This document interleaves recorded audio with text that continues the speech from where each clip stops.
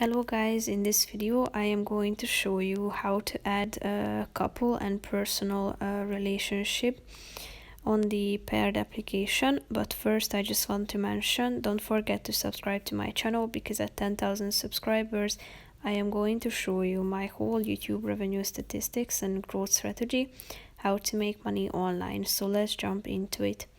First of all, open the application on your phone. Then tap on the Us button down below, which is the last option. After that, click on personal information. Then you should add your birth date and your gender too. Click on continue.